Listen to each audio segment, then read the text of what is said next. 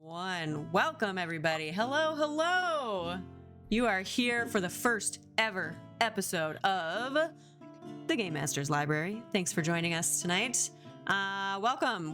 We discuss different TTRPG systems on this show. We share horror stories from our tables, and we'll be offering a little bit of advice to our fellow GMs. I'm your host, Hannah.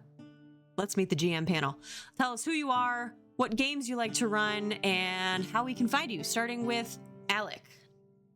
Yes, hello, dignitaries and GMs. My name is Alec.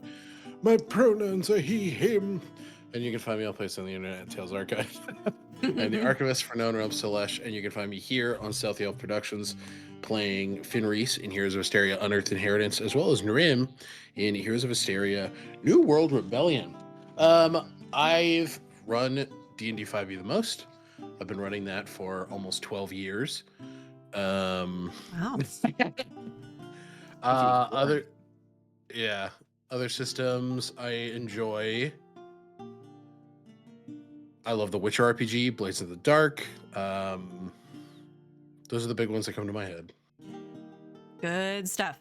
All right, as you can see, Button would be the next one in line, but our lovely friend Button is not here today. They are out celebrating with their honey because, of course, it is Valentine's Day. Happy Valentine's Day, everyone. Go tell your honeys that you love them. And so let's hop over Button, and we'll go to David. Hey guys, my name is David. My pronouns are he, him. I am usually here on Stealthy Elf Productions playing Pathfinder 2nd Edition for all the Heroes of Asteria games. And I'm also a player in the Terra Magia actual play, run by the handsome fella to my... Which side on the stream are you? It'll be your other. This side. The right. My left. Wait, point... On the stream, if you're watching it, it's the right. Yeah. And then I'm also over at Tales Archived when I am playing the Hobgoblin Fighter in the Known Realm Slash campaign. Sunday. And yeah, I'm around there too for some other stuff. That's me. Excellent. Lycus, you're up. Hey, my name is Rulan Hamda Gosaz. You can call me Ali or Lycus, as most people call me on the internets. And I've run a few 5e games. I've run a couple Pathfinder 1st edition games, and I'm running a home game for Pathfinder 2 as well. I've also run the majority of games that I've actually run are twofold. Terra, which is the game I made, so of course I've run it the most. But then I've run a lot of Powered by the Apocalypse Mask games, actually. Yeah, they're fun. They're very rules light, and you kind of just fudge around. It's very, very much up my alley. Cool. Nice. Sounds cool. I love it. Thanks, guys. Thank you all for being here and joining me for this little journey. What I want to start with is... Well, the theme of this episode is our favorite TTRPGs and why. We're just going to talk about why we like what we like, and we'll dig in a little bit into some details. So welcome to the quest for the perfect game system. That's what this is all about. We're going to start with a little segment I'm calling Hit the Rule Books. You like that? Like that graphic? All right, so what we're going to start with is just a little kind of comparison of all of our favorite TTRPGs. So Alec, why don't you start us off, and we can keep it super organic. Everybody just hop in, talk when you want, no turn taking or whatever. But start us off. Tell us why you like 5e and why you like GMing 5e. I think a lot of my enjoyment of 5e comes from two aspects: comfort and familiarity. I think 5th edition is the game that I first started playing with. I started playing TTRPGs with D&D 5th edition, so I know it the best. I'm the most comfortable with it, and I built a world around D&D 5e. So I think there's that There's a nostalgia there for it. But I like it because it's a great bone system. I think I know that that's a contentious statement for a lot of people. I think that you can take a lot of a D20 system like 5e and you can build a lot. Like take Known Realms Telesh for example. All of our subclasses are homebrew. Yeah. All of the things that kind of really define the characters, their transformation feats, their things that I've created for them, their weaponry, their even down to spells has been homebrew. So there's a lot of freedom to create there for me. Yeah, yeah. I love that. And I think that makes perfect sense. I think a lot of people obviously start with 5e because it's Wizards of the Coast is like the big one, right? The most Yep. well known. And you've got shows like Critical Role out there that kind of just, if you're interested in this stuff, you're gonna start probably with D&D. But Yeah. there's so many different tricky. options out there. So like, David, why?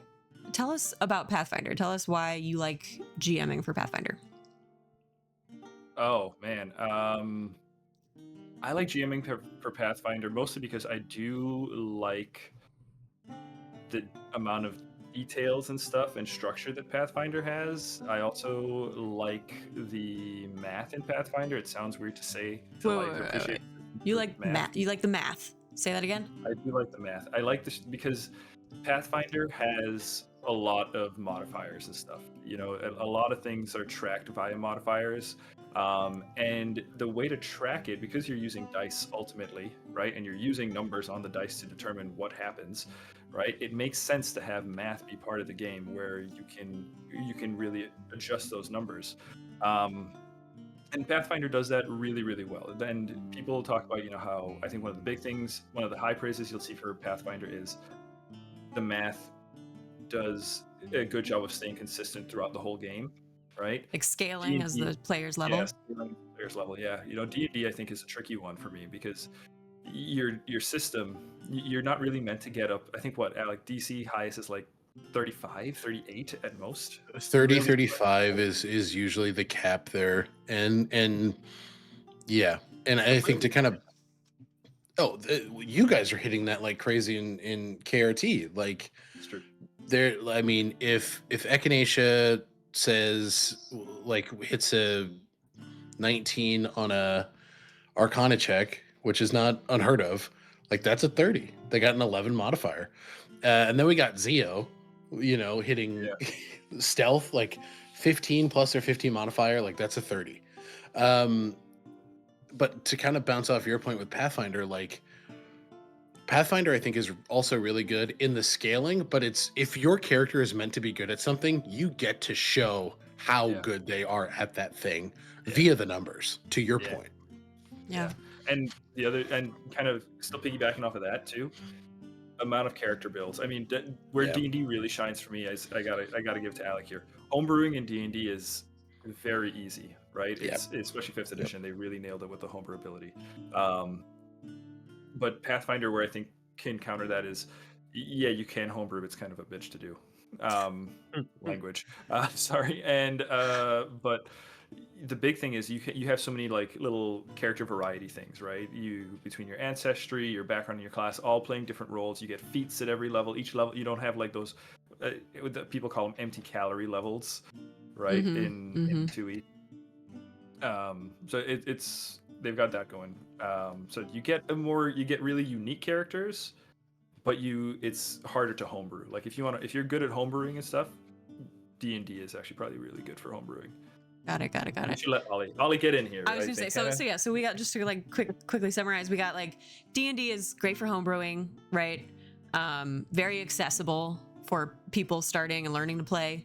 When it comes to 2e, it's like it's the ability to scale, right, as you level, and the math that you can use as a player and as a GM, right, to maximize the impact of your character in a way that maybe you can't as much in D&D.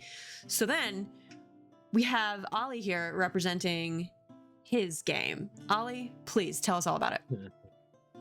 So, Terra, the big reason that I started making it was I wanted absolute freedom to create the dumbest possible characters. And I mean, absolutely buck wild shit. And You want to make D&D One Piece under characters? huh? You want to make One Piece characters? Yeah. Yeah, right. yeah. It's of anime. course. It's like the anime game. Exactly.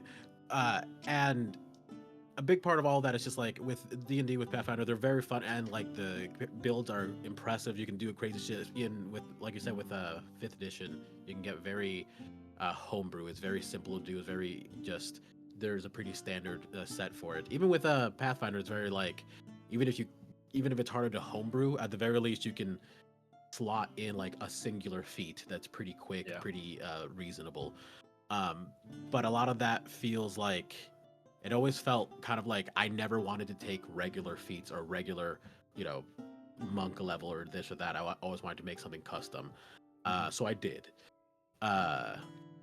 And a lot of the things in Terra are focused on just, you have your stat loadout and then you can pick any amount of abilities and perks and whatever you want to call them and customize your own class. There is no classes and none of that, so that no matter what, your character is always going to be 100% your own. And I've never been the numbers guy. One of my favorite games of all time is called Swashbucklers of the Seven Skies. I don't know if anyone's ever heard of it. Anyone in chat? Tell us in chat if you've heard of it. A big part of the game is if you describe it more cool, it's worth more points. Oh, that's cool. Nice. And it's So fun. it and rewards that narrative engagement. Exactly. So Button would win every game. Oh my god. Bun's descriptions are crazy. Yeah. And I think that's like I got a lot of like my style from a game like that, where like every time I kill something in Sandsea, it's always visceral and huge and extra, and it's like, don't need to do this. Yeah. And I wanted everything in Terra to feel sort of like that hugeness of it. So like, I wanted everyone to be able to have spells, everyone to be able to do everything they wanted, and I think for the most part it works. There are definitely some things that are a little clunky here and there, but well, it's still like a work in progress, right? Yeah, it's developing, yeah. But still, huge props to you. Like, you guys are running an AP with it. It obviously functions, right? Like, Totally. that's a. I've tried my hand at making a tabletop system or like innovating. It's hard fucking work. So kudos to you for putting something together that like. I mean, seriously, that sings, man. Check it out. Check out what is the website? TerraArchives.net. Yeah. It's in chat. TerraArchives.net. But it's I mean, it's the kind of game, I think, because I've played in Terra games before too, and it's the kind of game where if you just want to be epic all the time, this is it. Try Terra. Yeah. And like I said, it's a work in progress. You're still kind of like crunching the numbers and making sure everything equates and works together, but it's definitely coming along. I'm really happy. No, sorry, go. I was just gonna say I'm really happy with the way it feels. I'm really happy with the way like a person who has never played before just recently started playing with us, and they made a character that their whole shtick is they took like 3 or 4 perks so that they could make potions every single rest that they take, and they're all explosive bombs, and they can throw them around corners. They will be perfectly safe in any room. They can just start bombing from afar, and it's great. And they'll have almost infinite resources because of shark repellent, so they can always just make more. It's really cool. Adam West Batman.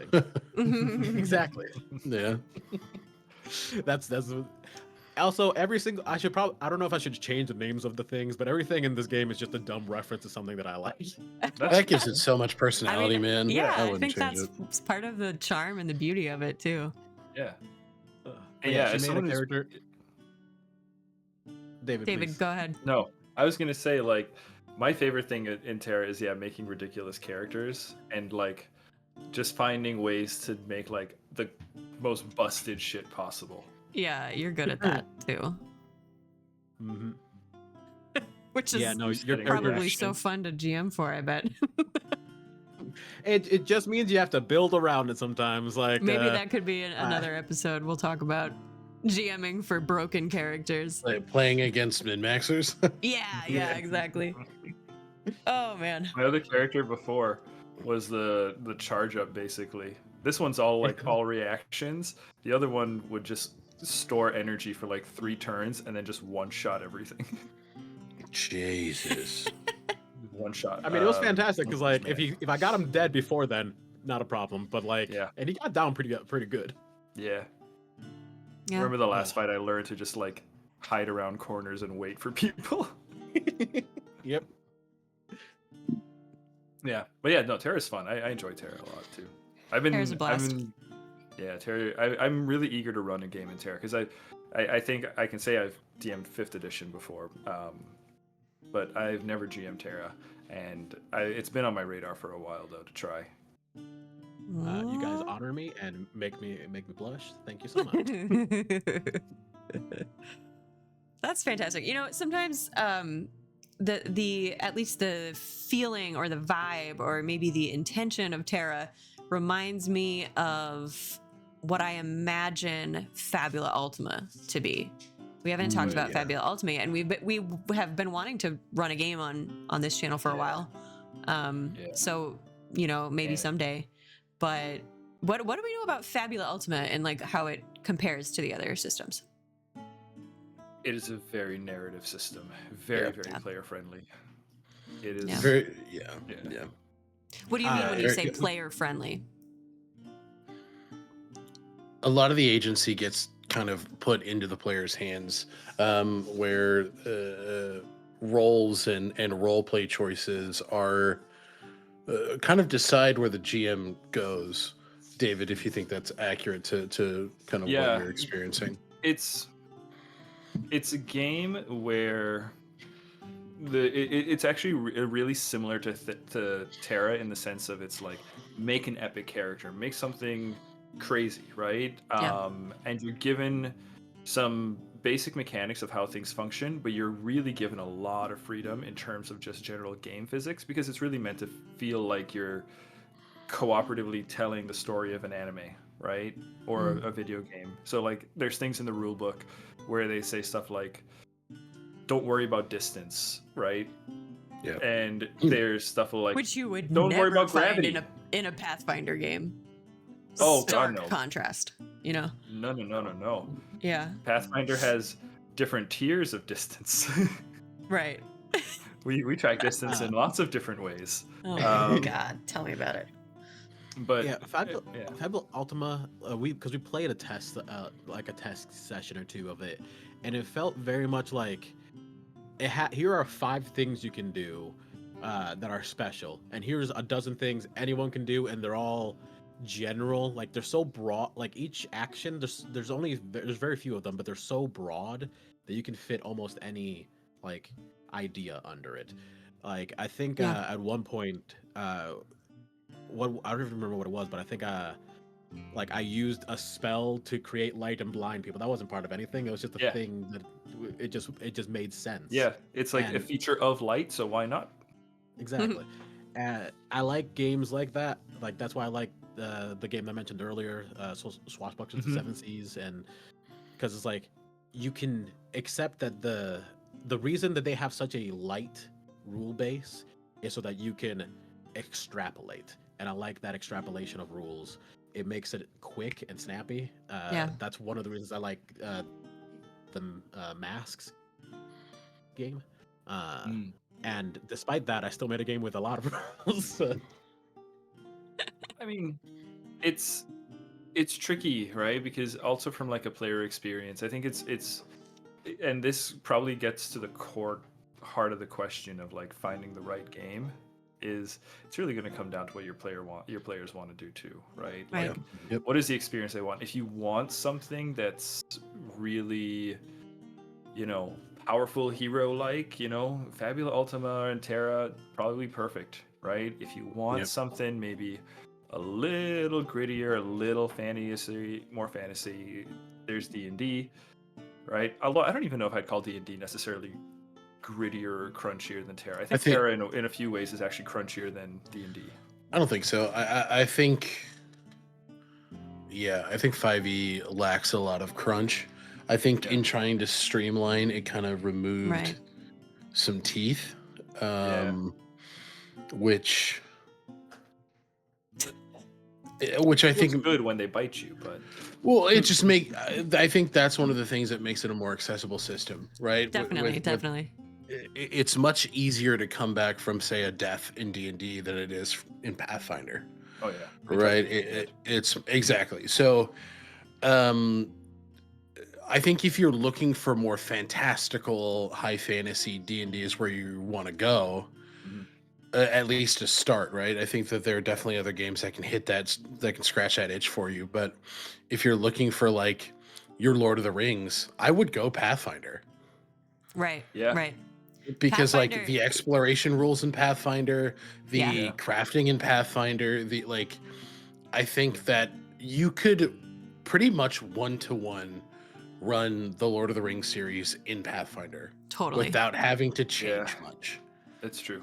But like you need a supplement to do that in 5e, which is where the homebrew in 5th edition becomes like Aren't they making a benefit. There already is one. Yeah, there's a 2024 book or something. Yeah, it's already on D&D Beyond, but like I think D&D in a way that I cannot say is necessarily the same for Pathfinder, not in a negative toward Pathfinder, but D&D content is made better by the community because the community makes cool shit. Yeah. Paizo makes great shit off rip. Would we say? Can you say D&D is almost like Minecraft?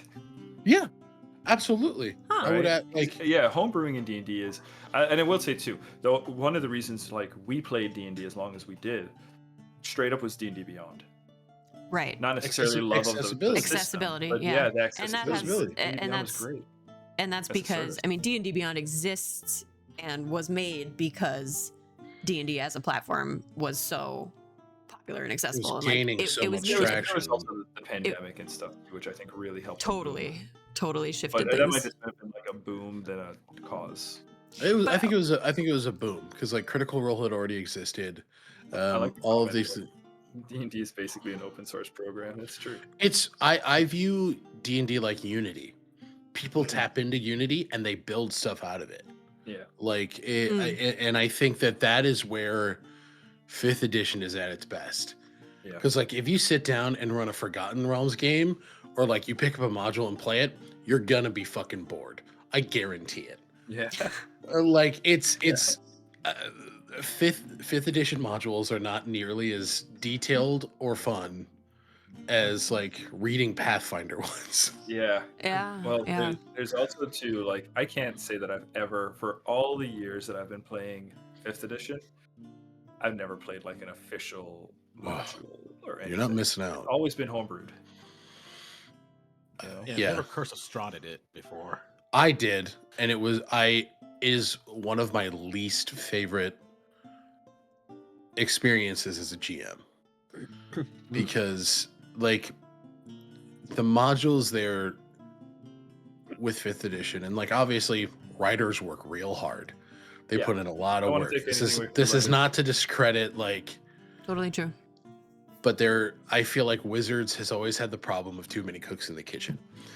But like you read something like Curse of Strahd, and when you get that synopsis, you're like, oh man, hidden realm veiled by mist, vampire lord, like this fucks. And then you sit down and you're like, I haven't left this fucking town yet.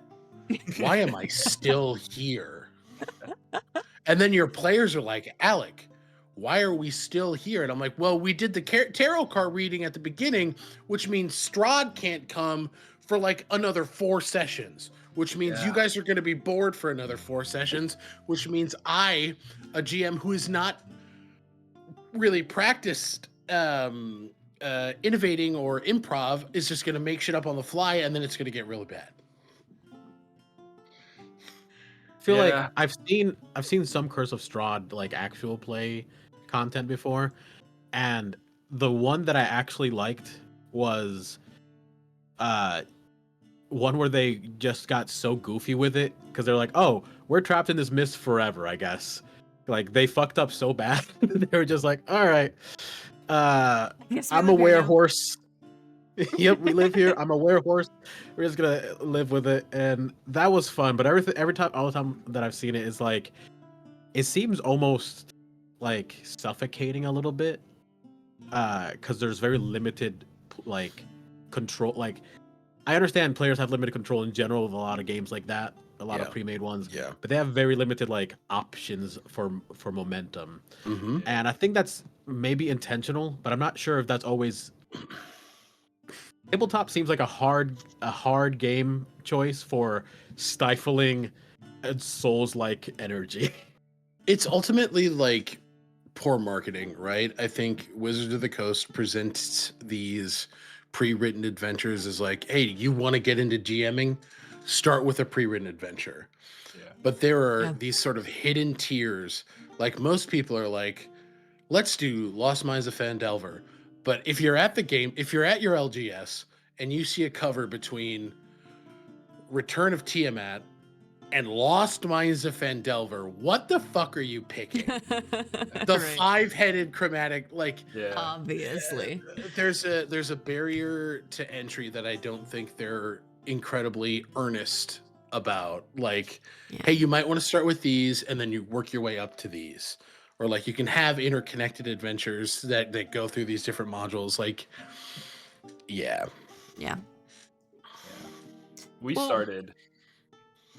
No, go ahead. I was gonna say we actually, Hannah and myself, along with some friends here, locally, we started a local group, and we were doing the Pathfinder, the 2E beginner box, right? Yeah. And very quickly, like session 2, the players totally fucked up the encounter idea. they did it. I hate to say it, they did it wrong. Right? Yeah. Arguably better. In a lot of ways, it was a lot more interesting. And then we got to the point where I was like, well, fuck it, I'm just freewheeling it. Right? So we kind of just did away with the book. Yeah, you eventually just throw that shit out. Yeah. Yeah. You're like, Yeah, okay. you do what you gotta do. Because it slows you down a lot to kind of Yeah. be like, well, hang on. If and you're looking it up, at some point, you're gonna just kind of get a feel for like, okay, the group is moving in a certain direction, and yeah, these are the and things I want to dive into. yeah. I will say, if you know a story, there's a part of me that always feels like maybe if I knew the story and the world like so thoroughly inside out, I could adapt, right? I can adapt because I know the beats of the story, right? Yeah. But I think like the Paizo adventure paths and the pre-built adventures for D&D, they're tough, I think, for our kind of peer group, because we are all writers and storytellers and world builders, and like Alec, you've built your whole world in D&D 5e setting. David, we started in 5e but shifted over to Pathfinder, and Ollie, you've built a whole world within Terra. So I imagine that, doing the pre-written stuff isn't quite as exciting for you guys. That said, we do have an adventure path coming up. We're gonna try it. We're gonna try an adventure path. David's gonna GM. great plug. So we'll see how it goes. We'll see how us 10 out of 10 ad read, Hannah. 10 out of 10 ad read. Hey, I think it's a great pitch. Watch us. Hey, we're gonna do one. Watch us struggle our way through an adventure path. It's gonna be hilarious. But yeah, so I mean, and one thing I want to circle back to that we like briefly touched on, didn't really dive in, was the fact that Pathfinder, because of all of the the 2e like rules and mechanics and tables and this and that. It's really, really good, I think, for the type of player who is a strategist and who likes to beat the game, versus maybe like right, like maybe someone who appreciates more of like a story driven approach would like D&D better. Discuss. I don't know. I think you can definitely have both, right? It ultimately, my perspective is that it takes it depends on the GM laying the table. I think David, speaking specifically from a Pathfinder perspective, like gives everybody at the table an opportunity to be performative, to be theatrical, and those the crunchiness and core mechanics of Pathfinder never take away from the role play, and the role play never takes away from the mechanics. And ultimately, I think that's a testament to like a GM's ability to balance, right? So I think that's a huge positive for David and the way he operates his tables. Snaps for David. Like that's a tightrope, Yeah, it's tricky. Especially when you, David, have players like us, this group, who likes to do that shit. We like to get lost in our characters sometimes, and it's good to hold space for that. But when it comes down to a combat encounter, like there's a lot of math and rolling and rules and crunching that goes on. Which makes the balance harder. Switches go on and off. Yeah. One place where I feel like the momentum slows a lot, and I think this is one of those things that kind of comes with practice and stuff too, is when you have to track things like conditions and the interactions with conditions. That's a huge part of Pathfinder. And I think that's actually one of those things where D&D doesn't have a lot of conditions, right? So combat tends to be very like boom, bombastic, big numbers, we go, right? So there's, I don't know, 2e, because 2e is a crunchy game, and you have players that can set up stuff like that to like exploit conditions. It's pretty significant. I'll say one thing too, like in another way that you can, I think 2e, one of my favorite things about 2e compared to D&D, and I really don't want to be like I'm shitting on D&D. David hates Dungeons and Dragons. Let it be known that David hates Wizards of the Coast. Well, I do. Half of them are bigots. Yeah. Hang on. So the thing that the 2e does really well is that because 2e has the different types of bonuses, characters can contribute and help each other out. Which are, you can go for status item, bonus, status, circumstance, and item. Yeah. Right, like the team can work together to each provide one of those bonuses, right? Whereas in D&D, you can only get so much advantage, right? Yep. It's like which is one. You can get one. Yeah, it's like unless you're an elf and you take a feat. But it's that, and that makes the cooperative aspect a little tricky because you can't have more than one person help you out, right? Giving a bonus, it's kind of a waste. Yeah, it's kind of a waste for them to do that. Versus, like in a Pathfinder encounter where a party of 4, if one person's going to take the big hit, you can all, pitch into that specific hit to make it count. And ultimately, I think that's another thing where, like, the GM of 5th edition has to innovate, right? That's yet another thing of where, okay, like, I see this thing being set up. I see this thing being set up. I see all of these players working in tandem. How do you honor that? And ultimately, I think that's where me as a GM goes, well, kind of fuck the rules. I want to honor the intention here and use the rules as like a springboard. Yeah. I've always believed that. I think I even wrote it somewhere in the first chunks of Terra, was like, this is a general guideline. If at any point this isn't fun, just fucking go around it. This is right. Get you started. Ultimately, like, it has to be has Fucking to be throw this fun. piece of shit book out, dude, if you don't like it. Hashtag uninstall. But no, something you guys mentioned that I want to bring up is the uh, with uh with with 2E, there is a big emphasis on like collaborative turns, Yeah. and I think that's awesome. But 5E does something really cool with the way their individuals can do things, where it's like you have to get to a certain level, admittedly, but once you get to a certain level, it's like, okay, if I do this, this, and this, I'm gonna do the most epic shit you've ever seen in your fucking life. Yeah. And Yeah. that's great. I love Why are that. you so Whoa, pale? what just Alex? happened? Not the You not the, okay? like Oh, you turned the light on. Need to call a My doctor? my fucking ring light on my camera just turned on. I was just flashbanged. Sorry about that. Oh my god, ghosts. Uh, Fuck. but yeah, There's I think ghosts that in the 5e has. library. Oh no. I think 5e does a really cool job of like allowing you to build like this perfect turn, where if I was a monk, fighter, warlock mix of I think it's like 6 levels of monk, 2 levels of fighters, and a level of warlock, then I could do basically a 7-8 action turn that is bonkers, stupid, powerful. And It's that's like when amazing. David makes 3 attacks, does a bonus action attack, action surges, does 3 more attacks, Oh my is God. hasted, does 2 more attacks. Like, Jesus. Exactly. The- And Yeah. Action economy, go ahead. man. That's a whole nother thing. mhm.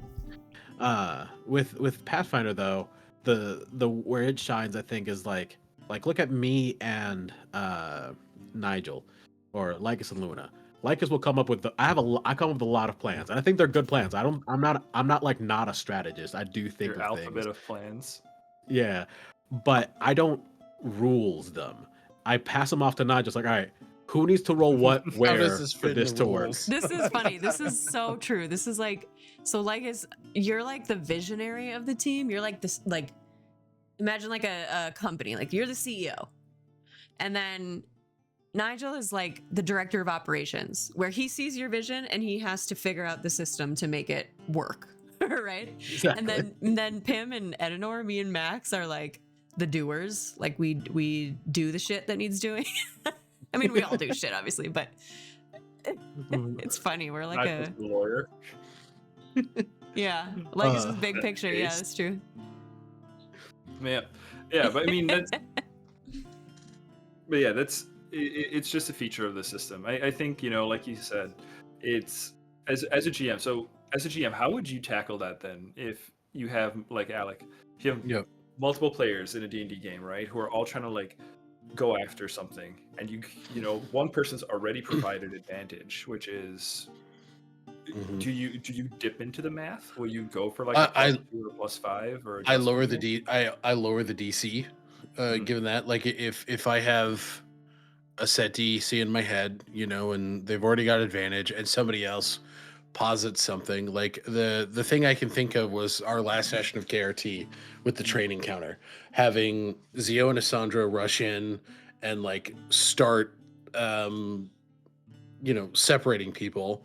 Yeah. Echinacea, Kalen moving and providing healing, and then Whistle providing that like fierce bout of like physical damage as well as intimidation. Like, that's what's setting the deterrent level for your opponents, right? Mm. They just saw one of their guys get absolutely mollywopped, and all of the damage they've dealt has been completely nullified by these healers. Yeah. All of their work that they set up is done. Yeah. And that's been killed in the matter of minutes. So what would have been a 25 DC is now an 18.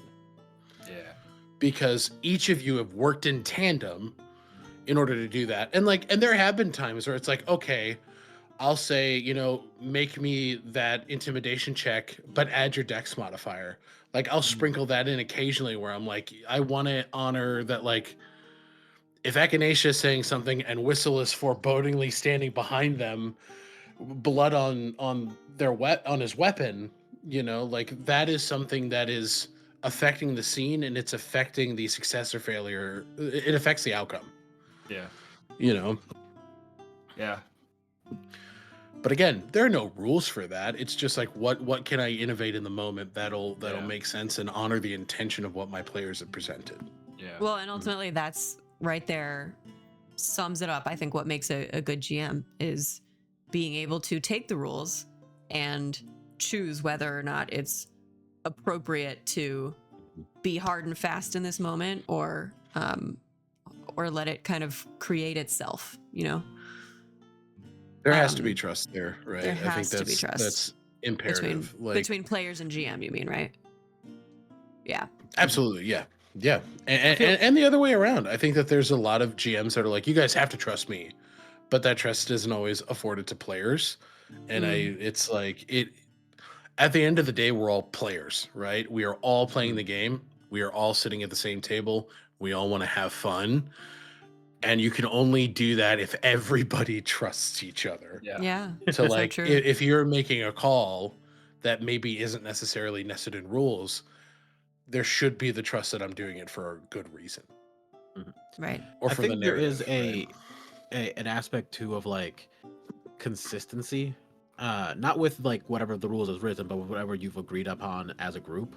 Is that idea of like setting your boundaries as a relationship, as a D&D relationship. And it's like, hey, we don't always follow the rules, but we do say this is what we agree on. This is how we're gonna flow with this.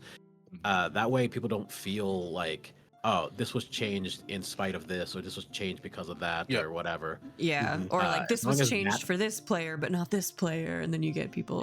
"Ooh." Yeah. So as long as that's consistency avoided, is important. Yeah, that's a great as long point. as that's avoided, you can kind of fuss around as much as you want, as long as everyone feels equally respected. Yeah. I think, that's love that big. sentiment. Yeah. Maintaining fairness is huge. I think we could probably go on talking forever and ever and ever. But I do believe our viewers, chat is asking for story time. So we are going to move into our next segment. This segment we are calling the Crit Fail Archives. All right, so we're going to step into the archives room and we're going to talk horror stories. Okay, so tell us something that really happened at your table. Maybe something that kind of features the mechanics or the vibe of the system that you like GMing for. What happened? Tell us. Oh, I got one. Anybody want to go first? I got one right off the rip. Dave was locked and loaded. Go I ahead, got David. one right off the rip. This one's going to Kick it strike off. close to home. So I one time had Alec. this player. Yeah. So I one time had this player that was looting in the middle of the boss fight, triggered a trap that polymorphed her into a low-level monster, right? And in 2e, polymorph doesn't quite work the same as it does in 5e, right? And we've just come from playing 5e, right? So in 5th edition, when you are a polymorphed creature and you get destroyed, your HP is brought to 0. What happens is you stop being that creature and you go back to your normal person, right? Not the case in Pathfinder 2nd edition. If you're a polymorph creature, you get killed as a polymorph creature, you die as a polymorph creature. Oh no. Dude, And we found that out the hard way as the squishy little robot. The air was antagonized the sucked out of boss. the room. Yo, listen. Okay, so straight up, this was my character. This was Dex in Unearthed Inheritance, somewhere around session. What was it, like 15? 9 or 10. Oh, even before then. Okay. It was early. It was early. UI. It was early. We had Dex for like 2 sessions. Listen, Dex was built as a thief. There's a chest in front of her. She's invisible. Fuck yeah, she's gonna try to loot this chest. I play a thief too, man. I just stay out of fights. That's true. I will. Jin completely circumvents them, and then I don't do combat. That's not my bag. I will say, if there's one thing I wish I would have done differently, it was not getting in close range combat in that fight. But you know, it ended up being fine and cool. You know, like we moved on. I made a new character. This campaign's still going on. But wow, that was a eye-opening moment for all of us. I mean, I think you remember like, Yeah, everybody being like, no, Everyone was no, like, no, wait, no, really? wait, Yeah, no. according to Raw. it was David reading the rules and going, He's like, did this really just happen? And like, and sometimes there's just nothing you can do. Like you can flip through the rules and freak out and, oh my God, there has to be a way. You know, yeah. sometimes that's how the story works itself out. And again, testament to a good DM or a good GM and a collaborative player. Like you and David made that a really interesting moment. And like there's a mystery that we're all aware of above table. Dex is doing some things. There is some relationship with a deity. So like you guys are making it impactful and expanding upon it, which I think is really fucking cool. Well, that's what you got to do. You got to take those dice rolls and whatever they end up being, make something wonderful out of it. Yeah. Yeah, I agree. But yeah, I think that for me that was a great eye-opening moment of like the difference between 2E and 5th edition. Yeah, Like, yeah. That's a good Polymorph one. rules or polymorph rules as a trap can be brutal. Yeah, man. Jeez. Yeah. Who else has a crazy story from the table? I have one. It's less about the specific game and more about just I made an item that I thought would be neat, and I like to hand out powerful items sometimes in my games just for fucks and giggles. And I had it was a bit essentially a wand of like magic missiles, but whenever you rolled a 1, you could re-roll it. But I would keep track of that re-roll. And then if you rolled a nat 1, you would take all of the damage you've accumulated over time. Oh. So it was just a big gamble. And my Jesus. players at the time just liked to gamble. It was fun, you know? They're like, Yeah. fuck And it. it was silly and fun until I realized I had accumulated like 200 points of damage and just had to roll the 1. And I was like, if you roll a 1, you're gonna die. Like full dead. Oh my God. Like I'd be so I into just- that shit. I'd be all about Well, it. I'm gonna 100% put that weapon in Terra. Don't get me wrong, but it was one of those things where it's like, okay, so this is fun, and technically this is okay. I understand this is fine. I assumed you'd roll a 1 so much sooner than this. You Was know, this too? Was this back statistically when- speaking. When Terra was D10 based? Yeah, So it was even a higher chance of getting a 1. yeah. It was back during early playtesting, and I was just like, why is this happening? And like this was Really playtesting cool like point. back. This was playtesting that we did back when I was like doing it at my apartment with my roommates, who were the people who were first helping me write it at the beginning. And I Yeah. was like watching them roll in front of me, and I was like, this is impossible. This is impossible. Those are the best moments though. Like you got to keep that item, even if you tweak it a little bit. Like you got to keep it for the sake of nostalgia at this point. You know, it'd be crazy too, man. Hear me out. Make it a D100, and let that item carry on across campaigns. Oh God. Ooh, Jesus. legendary. Oh, that'd be fun. Now we're cooking. Yeah. So yeah, point is, it wasn't bad. Like, don't get me wrong, it wasn't bad. It was just one of those things where it's like, statistically, this shouldn't have happened. And Yeah. I was looking at the numbers, just like, okay, you either stop rolling, or one of these times you're just gonna fully die and you make a Oh my new God. character. That's really funny. That's so cool. Raccoon City. There's a campaign David ran where a character rolled a nat 1 and turned the city into Raccoon City. Is he talking about The OGDP. Zombie. OGDP, the Davidian Plague? Yeah, that's a classic. Why did we call it the Crazy. Davidian Plague? Because you were the GM and there was a zombie apocalypse. Yeah. All right, Alec, Yeah. you got any stories for us? Story time. Man, it's an unfortunate series of events. In the first couple campaigns I ran in Aosha, I ran them with guys I grew up with. So we were all in my buddy Kyle's basement. Kyle and I built a table with like a TV inlay. This was like pre-pandemic, obviously. yeah. So we were all like just hanging out in the basement playing D&D. This unfortunate reoccurrence kept happening where I would kill Kyle's character. Somebody very kill Kyle. very early on. So the first time we were playing with our significant others, Kyle's wife and Shannon, my partner. Shannon. And I was running a game for them because the ladies wanted to learn how to play. And the first combat was against a crazed elk who had been manipulated by a sinister druid. So the idea was that they would sort of investigate, see something was going on. The fight didn't go well. Nice for that night, huh? Kyle got hooved repeatedly, and hooved enough to where he died.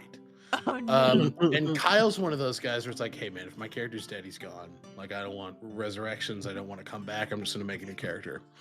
Makes a new character, a halfling cavalier fighter who's riding an Irish wolfhound. Oh, sick. That's amazing. Real great. Kyle's great. That's beautiful. We're in a fight with an honest hag who they have this hug ability. Yeah. Where if they hold you, if you don't break the grapple, you take like 15 damage every round. Every round, yeah. Brutal. Kyle could not break the grapple. Oh no. He rolled and rolled and rolled, and it was an ability he was good at, Oh, but he no. could not break it, and his character died. The cost of love. So it's just like incredibly horrific circumstances. Yeah. And That's well, this is so funny. Like both actually all of these stories really highlight like the reason why TTRPGs are so fun is because it's and the balance can be anywhere on the spectrum, but it's this balance between chance and like a predetermined story or planning. Yeah. Chance and planning. Yeah. And anything can happen and it can totally ruin your day. Oh yeah. Or And make Kyle you was win the lottery. fine. Like he'd die and he'd be like, I know what I'm gonna play next. And I'm like, that's insane. Okay. No, great. Right. Yeah. Made of character. No. Ready. I'm just like, hey man, are you good? Like, do you want to talk? He's like, he's dead. Yeah. Like very, very like, all right, he's gone. Yeah. Yeah.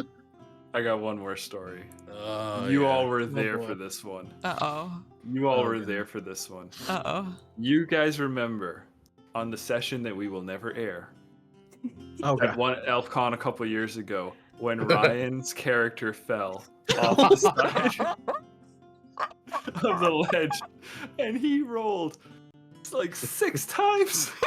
Bolo, yeah, Bolo. Bolo. Dog, that sucked so Thank bad. you for bringing this up. Oh god, he just Oh he my couldn't, God. and it Couldn't wasn't like do a it. crazy check either. No. And I- wasn't that D&D dice at that time? No, Yeah. it was It was Pathfinder Pathfinder? 2nd edition, but I allowed transferring hero points, which I never do. But I was like, Yeah, you know you what? were like, it's, give it it's an to him. event. We're all together. We don't play together often. Go ahead, take it. And everybody was just giving him hero points. It wasn't working. And he And he couldn't just- do it, man. Oh He my couldn't beat God. it. He couldn't beat it. 6 session that will tries on never the air. same, on the Oh. same to grab a ledge reflex check. Like, Fuck, man. oh. Yeah, that was rough. I mean, I just sometimes Nigel in chat, yeah. The best part was Ryan's face. I remember standing on the other side of the screen from you guys and just watching him go, like he rolls the last one and he goes, yeah. It was he pure just dropped his head. pure The disappointed deflated. Ryan face. It's classic. Oh, that one was fucking brutal. Oh man. Okay, those were some great stories. I know you have more, but we're gonna do more episodes, so I want you to kind of save them. But we're gonna move on to the next segment where each of you will be able to give a little bit of advice or offer some advice to our fellow GMs who are tuning in. So this segment is called GM Hot Tips. So each of you, like 30-second elevator pitch. What's your advice to a GM who is trying to choose the right system for their table? You want to go first? Have intentional conversations. Have intentional conversations with your players before you get started. I think, and don't be afraid of being selective of who you bring to the table. Ultimately, a game that you are hoping to play, especially a long-term game, you want to have people you know, and you want to have people you trust. Obviously, I think one-shots or even few shots are great for getting to know people, getting to know their comfortabilities. But if you are looking to start a long-term campaign, have very intentional and honest conversations from the beginning about what you're all looking for. And then given those conversations regarding like themes, like genre, like do you want it high fantasy, do you want it mid fantasy, do you want it sci-fi, do you want it post-apocalyptic, then and only then can you decide what system is perfect for you and your players, because you know what kind of story you want to tell and what kind of game you want to play. Cool. I love it. I totally agree. David's like, he fucking took my answer. What's your advice? Yeah. For all well, the since GMs out there. Since communication is taken, I think something that really ties into the theme of tonight is make sure you have fun with it. Like you're a player too, right?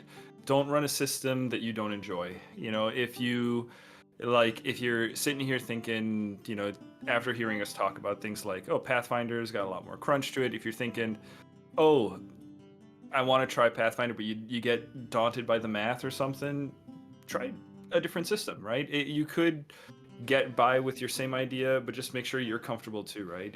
If you're comfortable and you feel confident about it, it's going to be better for the whole table, right? That energy will transfer over, right? Yes. But of course, that's also definitely talk to your players too, right? Communicate, but make sure you're playing a game that you have fun. All right, so we got talk to your players, we got have fun. What do you got for us, Lycus? Honestly, I think the biggest thing for the DM to figure out what game to be running, if you know the fucking game, like if you know it, you gotta know the game to be able to run it properly. And I mean that in the sense of like what we were saying earlier. The rules should be a blueprint for what you can do and allow you to springboard off of it. You can't do that if you don't know what the rules are. Yeah. So it has to be something you're comfortable doing for everyone else, because you have a lot of responsibility as a GM. You have control over what's actually happening, and your responsibility is to know enough that you can guide everyone, control the world a little bit, and when need be, break things and move forward. Yes, I love it. And if you don't know the rules, you know what happens? You die. You get sexy little spankings after the game. Ooh. Only if you're the GM. I know nothing. Only if you're the GM. That's exactly. David gets it. GM privileges. All right. I'm touch starved. Happy Valentine's. Make sure to practice certain phrases. Right? Your sexy spankings. Yeah, practice certain phrases. You want it to sound as theatrical as possible. I'll allow it. I'll allow it. How do you want to do this? And then David has that refined answer. Then you see me during a game. Or one that we say all the time that has got me ever since the first time we laughed at it was fair enough. Fair enough. Fair enough.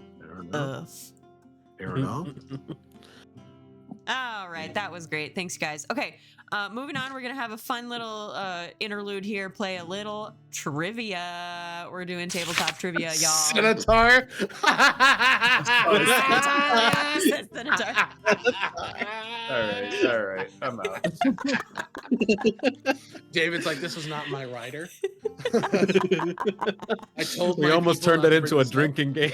Oh my god, Oh, dude. You jeez. did turn We it into a drinking We game. did turn it in. did. It was a You secret did, drinking and I game. got super paranoid because then one day we Oh were my playing God. with UI. And I Yeah, happened to say it, and someone drank, and I was like, I did. Alec, you It was me. I was like, Alec, you motherfucker. Yeah, I was like, what the fuck? You can see me. I was like, what are you talking about? And David's like, What, dude? Sans What did I fucking do? ridiculed me for saying centaur. Trauma. Trauma at the table. I Oh took my a God. sip of water, and David was like, knock that shit off. I was like, I said it right. I said it right. I didn't say you didn't. Okay. All right. Who's up for some trivia? We just got one question. Fuck yeah, man. It's gonna be one and done. This is a quickie. I want you guys to get your papers ready. Here's how this is gonna work. I'm gonna ask you the Very quick. question. You're going to write it on your paper or your note app, whatever you're using. And you got like 30 seconds to write down your answer. Okay. Answer. And I just if put my answer in chat. No. no, Damn it. no. That's the thing I had pulled up. Okay. That's not how we're doing it, David. Okay. Sorry. So Jesus Christ, David. So here's the fun part. Whoever gets the closest to correct answer for this type of question, whoever's We're all gonna get closest, it wrong. closest to the right answer, will get an advantage on the next segment, which we will get to. Whoa! Yeah. I don't know All if I right, so wanna go here this is for the next segment. your- What's the next segment? You'll see. Here is your tabletop trivia question. When was the first known six-sided die invented? Oh. Put a year down. Put a year down. When was the first known six-sided die invented? Get in chat if you want to participate. I All right, got I mine. feel like I'm either gonna go way know. too far back or way too forward. I don't know. It's a hard one. I wrote a period. Is that fine? Narrow it down to like the median of your period, because we're gonna do whoever's closest to the correct answer. Oh, Gets the shit. advantage. Can I Google what the time period? No. What Well, I don't know Alright, the I'm ready. numbers. do you think this is? I'm ready. I'm ready. Oh, then I'm keeping Okay. my answer. Are you ready? Mhm. Show us your answers. Ancient Greece. Ancient Three- Greece. Okay.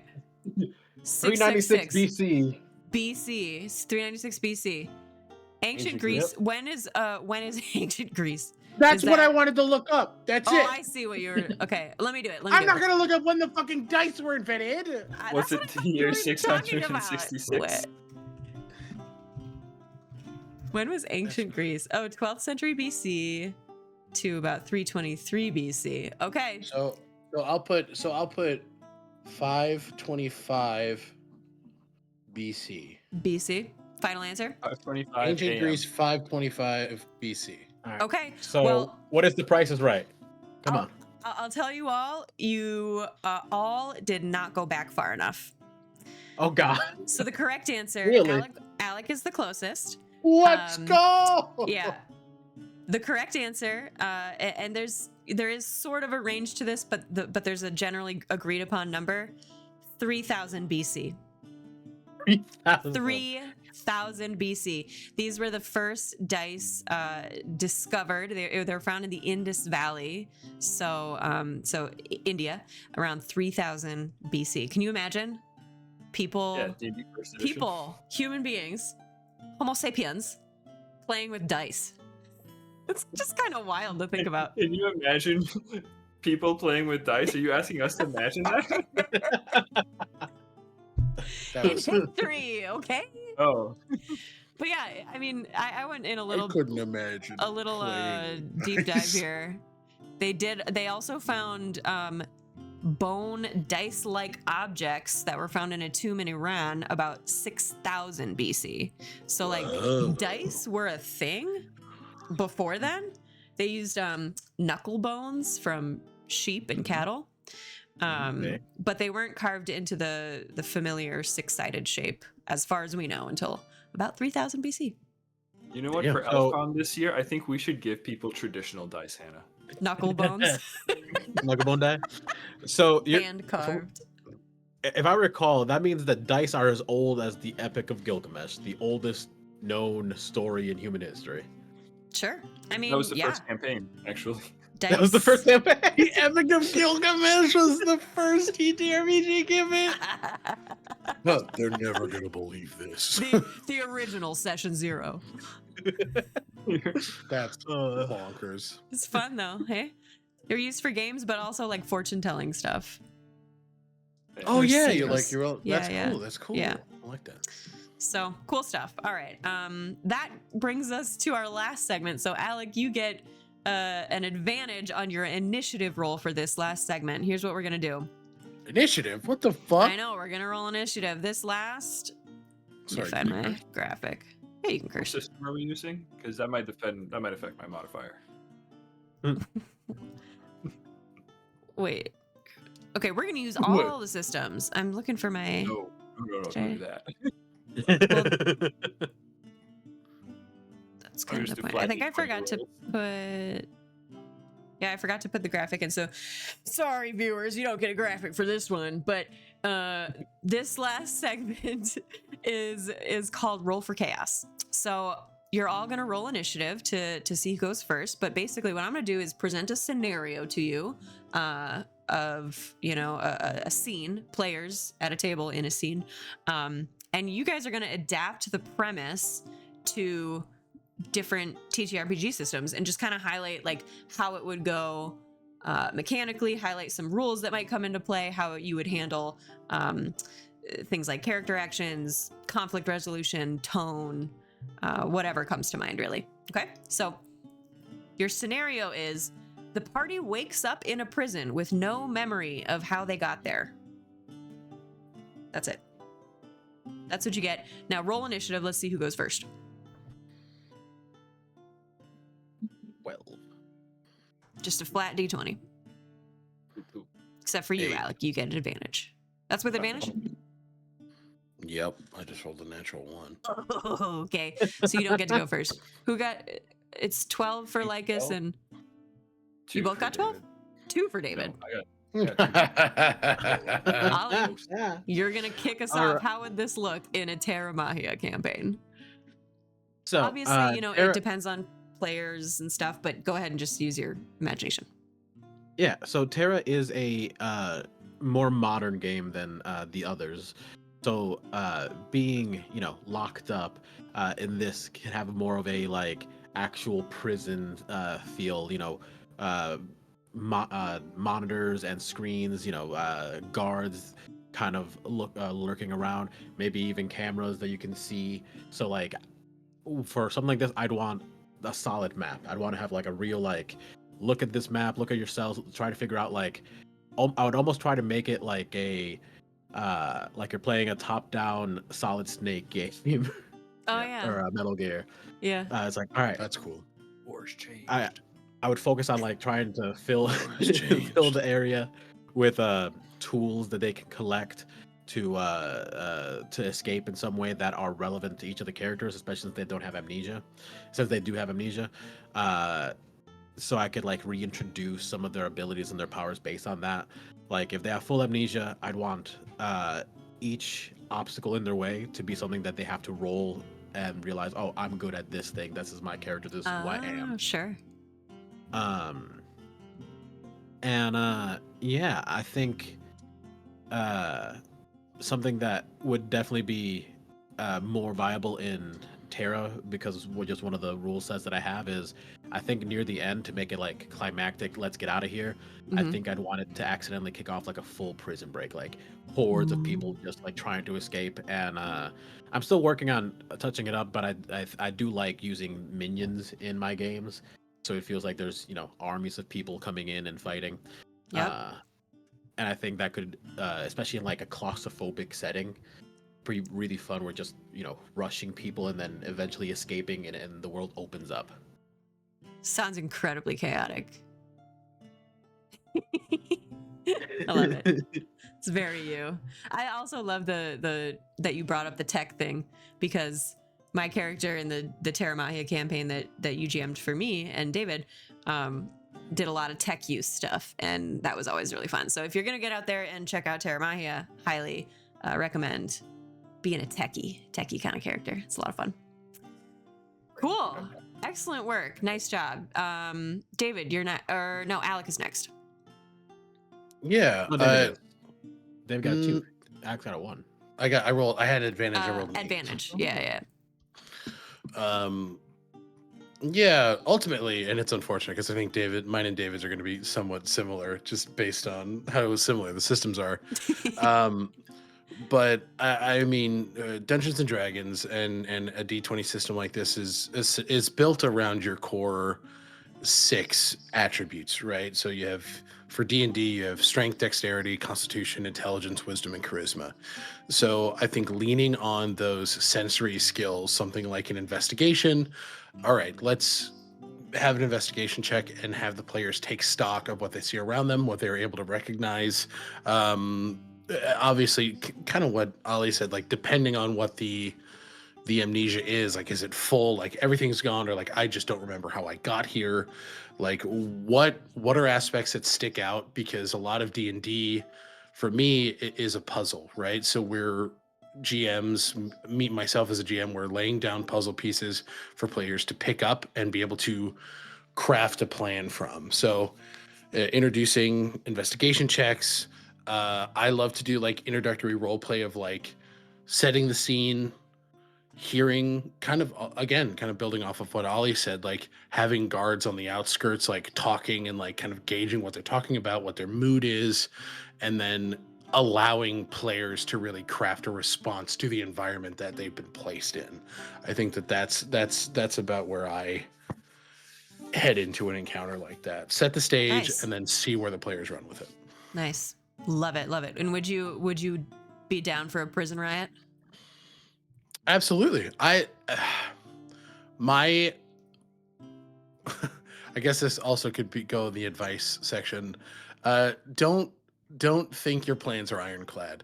Like if you walk into a session and you're like, oh yeah, they're totally going to do a prison break.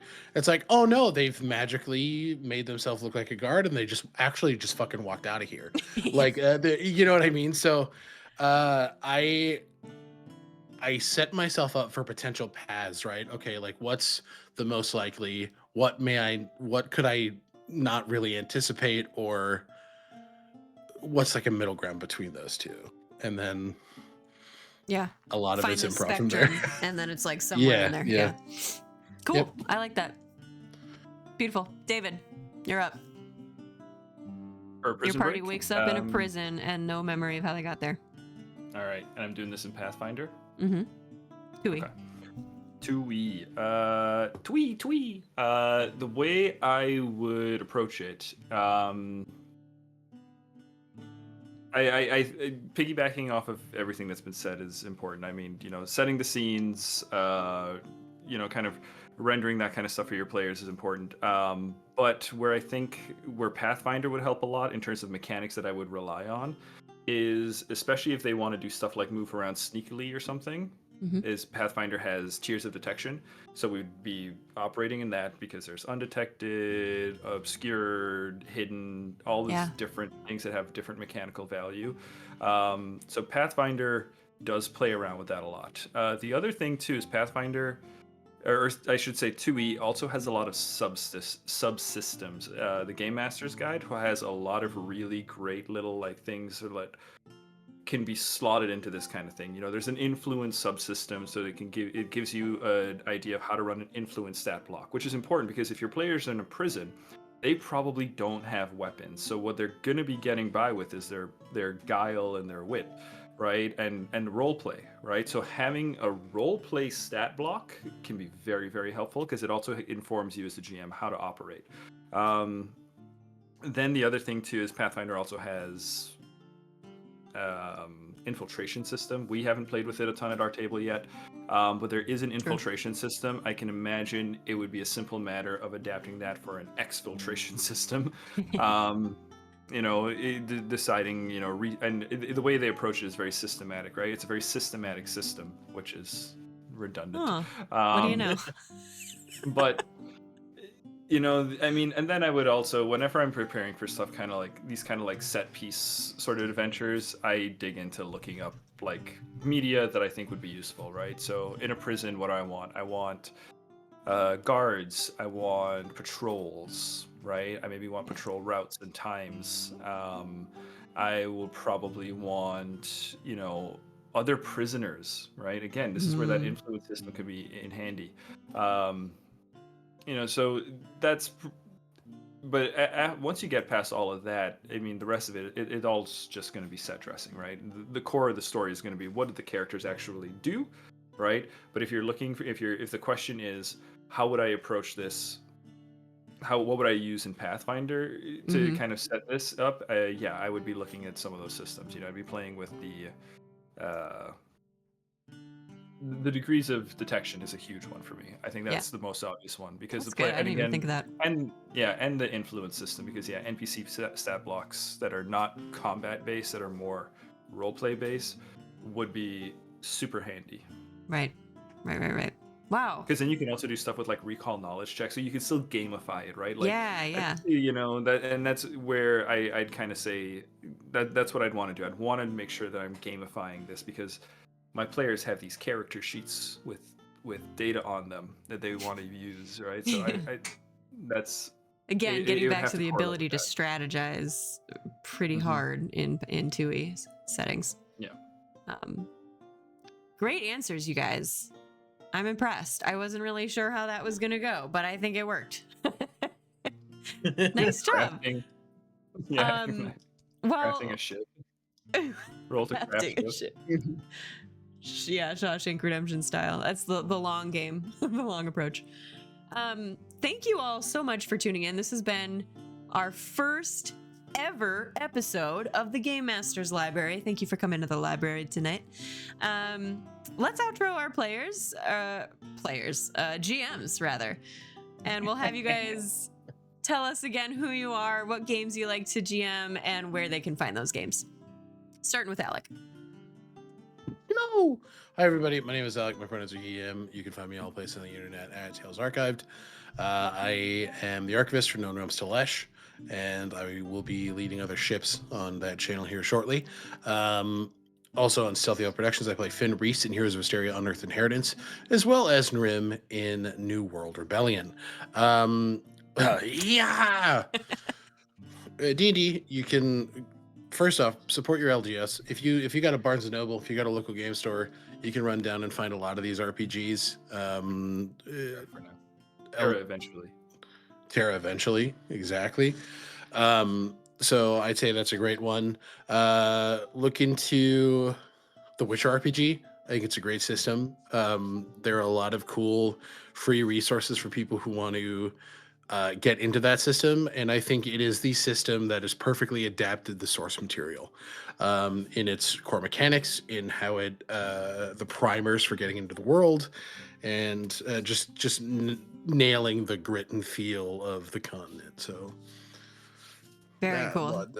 Thank you for being here, Alec. We love you. Thank you for having me. I love you. Button, thank you for sending your lovely headshot. we'll get you in the conversation next time. Love you, Button. Love you, Button. David, who are you? What games do you play, GM, whatever, and where can they find you? I'm David. My pronouns are he, him. I am usually here on Stealthy Elf Productions as the game master of several Pathfinder 2nd Edition campaigns, all the Heroes of Asteria campaign series, Fantasy Saga, Unearthed Inheritance, New World Rebellion. I'm also a player in the Terra Magia game, and I'm also a player over at Tales Archived. I can actually say both of these guys are my GMs. Yeah. And you all literally jam for each other. That's so funny.